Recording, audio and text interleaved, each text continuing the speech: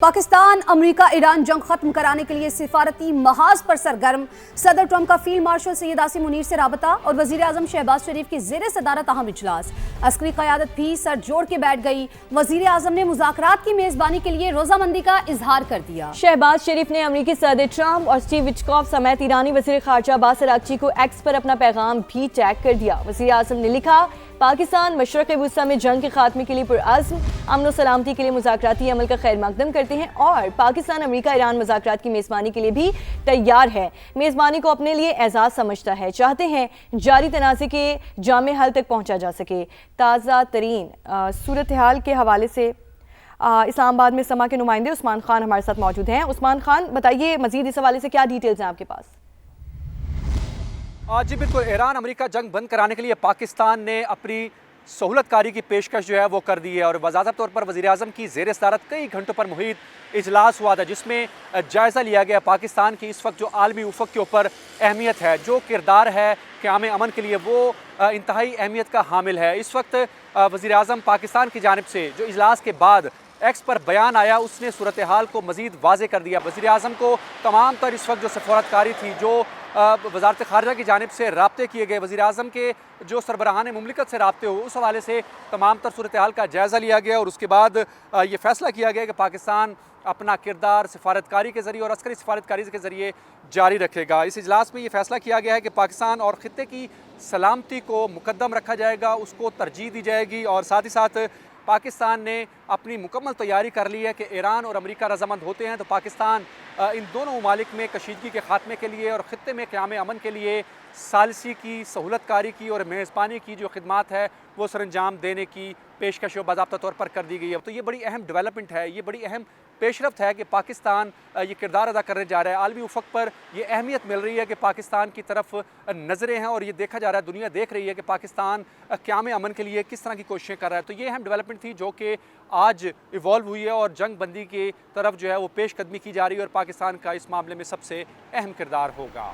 जी, मशरक़ वुस्ता में लगी जंग की आग बुझाने के लिए पाकिस्तान फ्रंट पर मौजूद। व्हाइट हाउस के फील्ड मार्शल आसिम मुनीर और सदर ट्रंप के दरमियान बातचीत की तस्दीक। तर्जुमान कैरोलिन लेविट का कहना है कि मामला इंतहाई हसास है, अमरीका मामले पर मीडिया के जरिए मुज़ाकरात नहीं करेगा, बाज़ाब्ता ऐलान होने तक क़यास आराइयों को हतमी ना समझा जाए। फाइनेंशियल टाइम्स के मुताबिक फील्ड मार्शल सैयद आसिम मुनीर ने इतवार को अमरीकी सदर से बात की।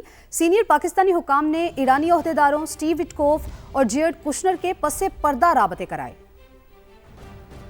And also, I have to say, my favorite field marshal from Pakistan, who's not here, but the Prime Minister is here, and you're going to give his regards.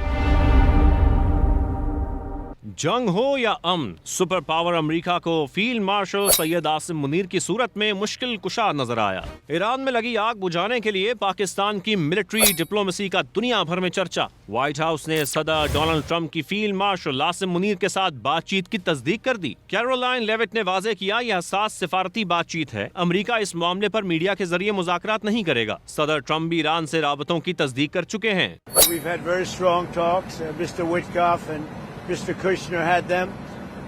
They went, I would say, perfectly. I would say that if they carry through with that, it'll end that problem. Financial times ने दावा किया कि field marshal Asim Munir ने इतवार को अमरीकी सदर Trump से बात की। इस्लामाबाद खुद को ईरान के खिलाफ जंग के खात्मे के लिए सालिस के तौर पर पेश कर रहा है। रिपोर्ट के मुताबिक सीनियर पाकिस्तानी हुकाम तेहरान और वाशिंगटन के पस पर्दा राबते करा रहे थे। इस्लामाबाद ने ही ईरानी हुकाम स्टीव विटकॉफ और जेरेड कुशनर के पस पर्दा राबते कराए। इससे पहले बरतानवी खबर एजेंसी रॉयटर्स भी ईरान और अमरीका के दरमियान बातचीत और इसमें पाकिस्तान के अहम किरदार का बता चुका है। तुर्की और मिस्र भी कशीदगी में कमी लाने के लिए अहम किरदार अदा कर रहे हैं। तीनों ममालिक ने स्टीव विटकॉफ और अब्बास अराग़ची से भी अलग अलग मुज़ाकरात किए ताकि खित्ते में लगी आग को जल्द से जल्द बुझाया जा सके। अमेरिका की जानिब से 15 निकात मिल गए। सालिसों की जानिब से मिलने वाले निकात का जायजा लिया जा रहा है। ईरान के सीनियर ओहदेदार की CBS न्यूज से गुफ्तगू, कहा निकात का जायजा लेने के बाद बयान जारी किया जाएगा। अमरीका और इसराइल ईरान पर हमले फौरी बंद करें, अक़वाम आलम का मुतालबा जोर पकड़ने लगा। चीनी वज़ीर ख़ारजा वांग यी का ईरानी हम मनसब अब्बास अराग़ची से राब्ता, कहा मसाइल को बातचीत से हल किया जाना चाहिए, ताकत के जरिए नहीं। उम्मीद है तमाम फरीक अमन के नए मौके से फ़ायदा उठाते हुए जल्द अमन मुज़ाकरात शुरू करेंगे। रूस ने अमेरिका और इसराइल के हमलों को मशरक़ वुस्ता के लिए ख़तरनाक करार दे दिया। रूसी ऐवान सदर से जारी बयान में कहा गया है कि जंग को बहरा कज़वैन तक बढ़ाना इंतहाई ख़तरनाक होगा। रूसी वज़ीर ख़ारजा ने कहा, अमेरिकी हमले तिजारती और तवानाई मंडियों को नुकसान पहुँचा सकते हैं।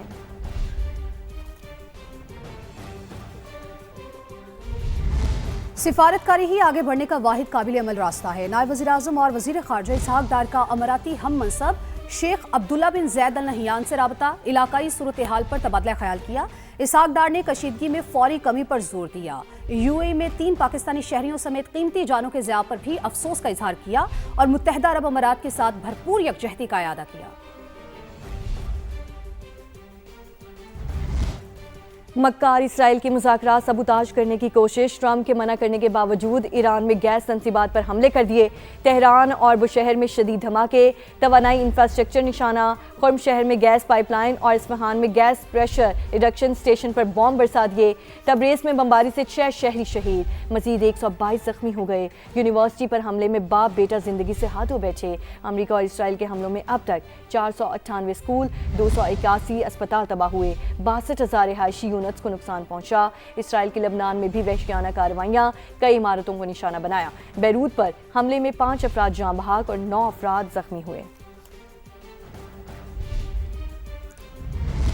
पासदारान इनकलाब ने हमलों की 79वीं लहर दाग दी। सिज्जील, इमाद और खैबर शिकन मिसाइलों की बौछार, तल-अबीब में गाड़ियों और घरों को नुकसान पहुंचा, मुतादिद अफराद जख्मी हो गए। हैफा में ईरानी मिसाइलों ने तबाही मचा दी, हर तरफ आग भड़क उठी, सेहूनी शहरी बंकर्स में छुप गए। खित्ते में अमरीकी तनसीबात भी ईरान का हदफ, कुवैत में ड्रोन हमले से पावर ट्रांसमिशन की 7 लाइनें मुतासिर, सऊदी अरब का 24 घंटों में 30 ड्रोन्स गिराने का दावा। मुत्तहदा अरब अमारात ने भी मुतादिद बैलिस्टिक मिसाइल मार गिराए। बहरीन ने भी हमले नाकाम बना दिए। अरबील में मिसाइल हमले में 6 कुर्द फौजी हलाक। ईरान में जासूसी के इल्जाम में मजीद 30 अफराद को गिरफ्तार कर लिया गया। पासदारान इनकलाब ने अमरीकी ड्रोन मार गिराया है। ईरानी सुप्रीम लीडर के मुशीर मोहसिन रज़ाई ने जंग बंदी की शराइत बता दी। कहा, ईरान के मामलात में मुदाखलत ना करने की जमानत देना होगी। तवानाई तनसीबात पर हमला हुआ तो वाशिंगटन खतरे में पड़ सकता है। अमेरिका ने कोई हरकत की तो बहरी जहाज खलीज अरब में डुबो देंगे। अमेरिका के पास दलदल से निकलने के लिए ज़्यादा वक्त बाकी नहीं बचा। नुकसानात के अजाले और मौशी पाबंदियाँ हटने तक जंग नहीं रुकेगी। अमेरिका और उसके इत्तेहादियों को तबाही का हिसाब देना पड़ेगा। सदर ट्रंप ने ईरान पर हमले की जिम्मेदारी अपने वजीर जंग पर डाल दी। गुज़िश्ता रोज रियासत टेनेसी में खिताब के दौरान अमरीकी सदर ने कहा, ईरान के खिलाफ फौजी कार्रवाई की हिमायत सबसे पहले पीट हेग्सेट ने की थी। I think you were the first one to speak up, and you said, let's do it, because you can't let them have a nuclear weapon. So we are now having really good discussions. They started last night, a little bit, the night before that. Lebanon ने Iran के साथ सिफारती ताल्लुकात खत्म कर दिए। ईरानी सफ़ीर को मुल्क छोड़ने का हुक्म भी दे दिया। तेहरान से अपना सफ़ीर भी वापस बुला लिया।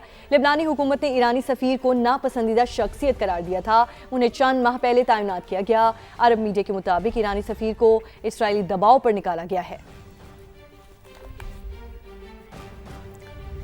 मोहम्मद बाकिर जुल्क़दर को ईरानी सुप्रीम नेशनल सिक्योरिटी काउंसिल का सेक्रेटरी मुकर्रर कर दिया गया। ईरानी सदर के नायब बराए मवासलात ने सोशल मीडिया प्लेटफॉर्म पर ऐलान कर दिया, मोहम्मद बाकिर जुल्क़दर को शहीद रहनुमा अली लारिजानी की जगह तैनात किया गया, जो चंद रोज पहले इसराइली हमले में शहीद हो गए थे।